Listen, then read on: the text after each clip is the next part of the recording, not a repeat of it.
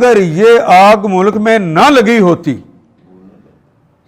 अगर ये आग ना लगी होती तो फिर मैं कहता कि जिस मुल्क में भी जाके काम करो, ज़र मुबादला पाकिस्तान में आएगा, ये अच्छी बात है।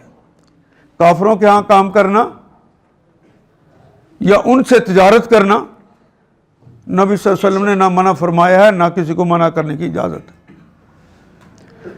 नबी अकरम सल्लल्लाहु अलैहि वसल्लम जिस ज़माने में रूम और उसके इर्द गिर्द की रियासतों के अंदर जहाँ रूमी हुकूमत थी, शाम वगैरह, फ़लस्तीन, उस वक्त उनकी हुकूमत थी, लेकिन वहाँ तिजारत करते थे।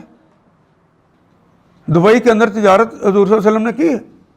हिंदुस्तान के 27 अफराद की मुलाकात नबी सल्लल्लाहु अलैहि वसल्लम से साबित है। वो ताजर लोग थे जो यहाँ से जाते थे और उनके ज़रिए इस्लाम यहाँ पे पहले पहुँचा था। जो मालिबार के साहिली इलाका है, इसके ज़रिए पहले पहुँचे लोग।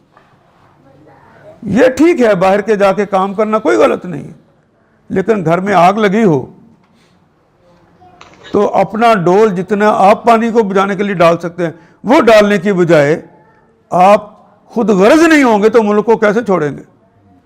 तो मोमिन खुद गर्ज होता है।